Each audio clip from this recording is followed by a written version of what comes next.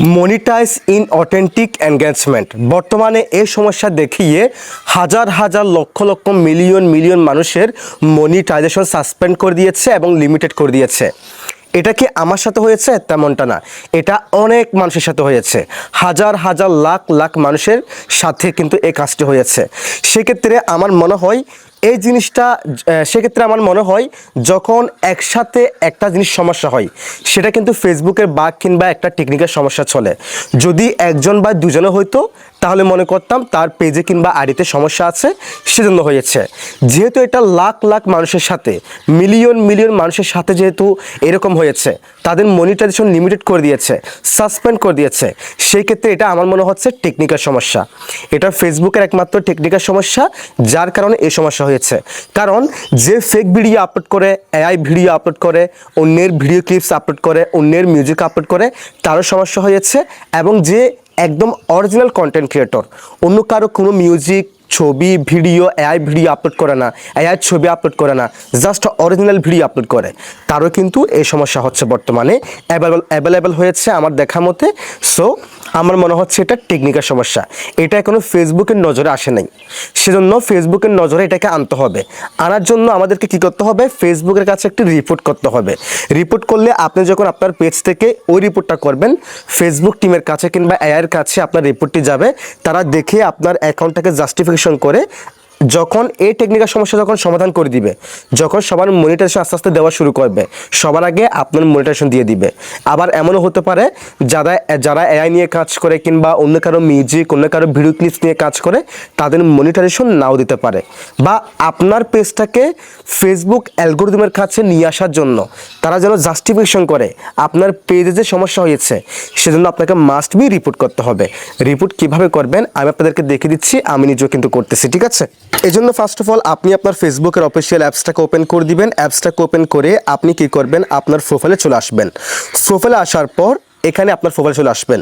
দেন আপনি যে কাজটি করবেন, এখানে দেখেন থ্রি লাইন মেনু, জাস্ট এখান থেকে থ্রি লাইন মেনু এই অপশনে ক্লিক করে দিবেন। এরপর দেখেন এখানে হেল্প অ্যান্ড সাপোর্ট নামে একটি অপশন দেখতে পারবেন, জাস্ট এখান থেকে হেল্প অ্যান্ড সাপোর্ট, জাস্ট এই অপশনে ক্লিক করে দিবেন। এরপর দেখেন রিপোর্ট এ প্রবলেম, আপনার জাস্ট এখান থেকে রিপোর্ট এ প্রবলেম এই অপশনে ক্লিক করে দিবেন। এরপর হালকা স্ক্রল করে এখান থেকে দেখেন কন্টিনিউ রিপোর্ট এ প্রবলেম, আপনারা জাস্ট এখান থেকে continue to report A problem এই অপশনে ক্লিক করে দিবেন। তাহলে দেখেন আপনার কাছে একটুখানি সময় নিয়ে এরকম একটা ইন্টারফেস শো হবে। এরপর এখান থেকে ইনক্লাট, জাস্ট এই অপশনে ক্লিক করে দিবেন। এরপর হালকা স্ক্রল করবেন, আপনার যদি প্রোফাইলের সমস্যা হয় আপনি এখান থেকে প্রোফাইলটাকে সিলেকশন করবেন। আপনি এখান থেকে প্রোফাইলটাকে সিলেকশন করবেন যদি আপনার প্রোফাইলের সমস্যা হয়। আর আপনার যদি পেজের সমস্যা হয় সেক্ষেত্রে আপনি এখান থেকে পেজটাকে সিলেকশন করবেন। অর্থাৎ দেখেন এই পেজটাকে আপনি, এই যে পেজ, এটাকে আপনি সিলেকশন করবেন, ঠিক আছে? আমি এখান থেকে পেজটাকে সিলেকশন করলাম। এবার এখানে আপনাকে একটা লেখা লিখতে হবে। লেখাটা আপনি চাইলে নিজে থেকে চ্যাটজিপিটি কিংবা জেমিনিআই মাধ্যমে আপনি নিজে বের করতে পারেন, অথবা আপনি চাইলে যারা ফেসবুক থেকে কিংবা ইউটিউব থেকে আমার এই ভিডিওটি দেখতেছেন, যারা ফেসবুক থেকে আমার এই ভিডিওটি দেখতেছেন তারা কমেন্ট সেকশনে লেখাটা পেয়ে যাবেন।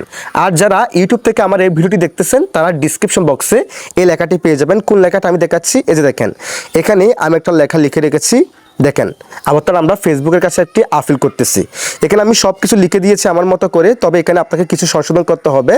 এই যে দেখেন এখানে আমার পেজ কিংবা আমার পেজের নাম দিয়েছি, এখানে আপনাকে আপনার প্রোফাইল কিংবা পেজের নামটি দিতে হবে, আপনারটা দিতে হবে, আমারটা না, ঠিক আছে? তারপর হালকা স্ক্রল করে নিচে এই জায়গায় এসে এখানে আপনার নাম, তারপর আপনার পেজের নাম, আপনার পেজের লিঙ্কটি আপনাকে দিতে হবে।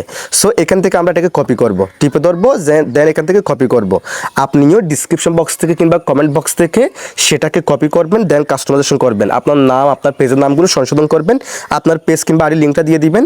এখানে এসে জাস্ট এখানে সেটা টিপে ধরে পেস্ট করবেন, টিপে ধরে পেস্ট করবেন। পেস্ট করার পর এবার আপনাকে যে কাজটি করতে হবে, ওই যে আপনার মনিটাইজ ইন অথেন্টিক এনগেজমেন্টে যে সমস্যা হয়েছে সেখান থেকে যে জায়গায় আপনার সমস্যাগুলো আছে সেগুলো স্ক্রিনশট নেবেন। স্ক্রিনশট নেওয়ার পর আপনি কি করবেন, এখান থেকে আপলোড ফ্রম ফোন আপনি জাস্ট এই অপশনে ক্লিক করে দিবেন। এই অপশনে ক্লিক করে দেওয়ার পর এবার এখান থেকে আপনি স্ক্রিনশটগুলোকে সিলেকশন করবেন, একটা সিলেকশন করতে হবে। আমি এখান থেকে এটা সিলেকশন করলাম, ডানে ক্লিক করে দিলাম। আবার এখান থেকে আরেকটা সিলেকশন করব, আপলোড ফ্রম ফোন আমি জাস্ট এই অপশনে ক্লিক করে দিলাম। আবার এখান থেকে আমি আরেকটা ছবি বা আরেকটা স্ক্রিনশট এখান থেকে আমি সিলেকশন করব। আমি এখান থেকে আমার এই ছবিটি সিলেকশন করলাম, ডানে ক্লিক করে দিলাম। সো আপনার মতো করে আমি এখানে দুটো সিলেকশন করেছি, আপনি 3টা 4টা সিলেকশন করতে পারেন। দেন দেখেন উপরে একটা অপশন দেওয়া আছে তীরের মতো, আপনি জাস্ট এই অপশনে ক্লিক করে দিবেন। এখন দেখেন সেটা কিন্তু ফেসবুক টিমের কাছে চলে যাচ্ছে, দেখেন চলে যাচ্ছে। মানে এটা যে একটা বাগ হয়েছে, এটা যে একটা টেকনিক্যাল সমস্যা হয়েছে, সেটা কিন্তু ফেসবুকের কাছে আমরা রিপোর্ট করতেছি। এখন কি হবে, আপনি যখন আপনার পেজ থেকে এই কাজটি করবেন, সেক্ষেত্রে ফেসবুক টিমের কাছে কিংবা অ্যালগোরিদমের কাছে ফার্স্ট অফ অল সবার আগে কিন্তু আপনার সমস্যাটা যাবে বা আপনার সাবমিট করা রিপোর্টটি যাবে। সেক্ষেত্রে আপনার রিপোর্টটা দেখবে, অন্যান্য যারা রিপোর্ট করতেছে সবাই দেখবে, সবগুলো যখন একসাথে যাবে, সবাইগুলো যখন দেখবে তারা সেটা তাদের নজরে আসবে এবং তারা একটা একটা করে পেজ তারা রিভিউ করবে। রিভিউ করার পর যদি আপনার পেজে বা আইডির সব কিছু ঠিকঠাক থাকে, তাহলে আপনার মনিটাইজেশন আপনাকে ব্যাক করে দিবে। আর যদি ভাই সমস্যা থাকে তাহলে কিন্তু দিবে না, সোজা কথা।